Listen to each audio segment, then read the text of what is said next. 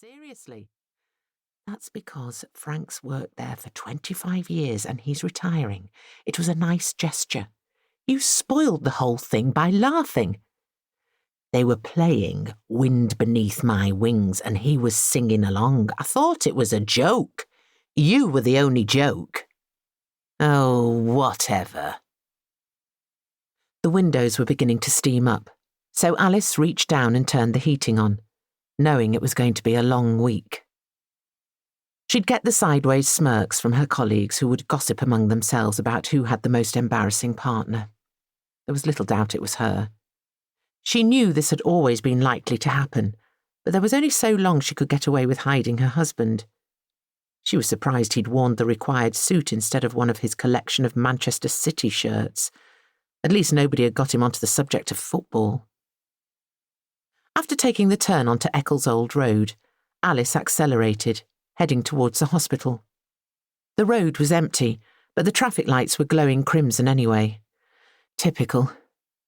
She rolled to a stop, leaving the engine growling as she continued to face forward, refusing to engage with Dylan, who was leaning on the window again. After what seemed like an age, the amber light appeared. Alice was about to pull away when the shadow of a figure stumbled off the pavement on the far side of the junction. Her first thought was that it was a drunk, faltering their way home after a night on the lash. But there was something about the shape that didn't seem right. As the silhouette staggered underneath a streetlight, the features became clearer. It was a woman. Her dark hair a tangled mess piled on her head. Her top ripped and halfway down her arm. Jeans loose and unbuttoned, feet bare. Alice pulled the car to the side, leaving the hazard lights blinking. She opened the door and leant out, the chill bristling across her skin. "Hey, are you all right?" The young woman turned to face Alice, her skin pale, eyes wide. She was shaking, hugging her arms across her stomach. For a moment, they made eye contact. Then the girl turned away and started to move more quickly, spinning on the spot and hurrying along the road. Alice held onto the car door, wondering if she should follow. They were a mile from home and it was late. Stopping anywhere at this time could be dangerous. But there was something chilling about the girl's gaze. She wasn't drunk or lost. She was terrified. Dylan opened his door and climbed out, peering into the distance. He sounded calm and clear, no longer after an argument, not even drunk. "Is she all right?" "I don't know." Before Alice could say anything, Dylan had stepped onto the pavement and was crossing the junction. Alice locked the car and followed, quickening her pace to pass them. The girl glanced back over her shoulder towards them and tripped, her bare feet scraping across the gravelly tarmac as she bumped into a lamppost. "Do you need help? I can give you a lift somewhere." Alice's voice echoed through the darkness without reply.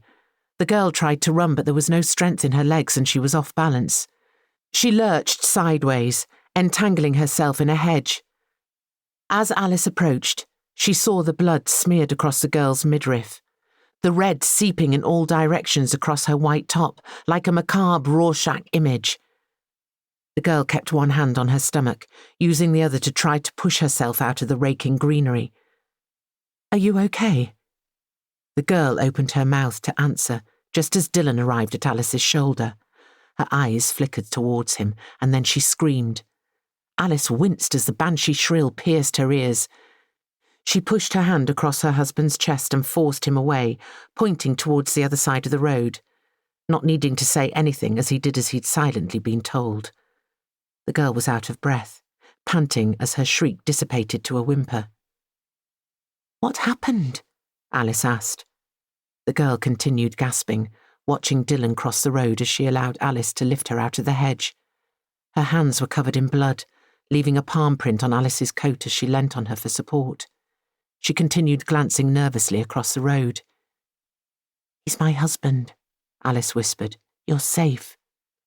There's a hospital down the road. I'll drive you. What's your name?" The girl nodded, teeth chattering in the cold, one hand still pressed into her blood-drenched stomach. Her voice was soft, barely there, a tickle on the breeze that chilled Alice to the bone. "A man. He had a knife."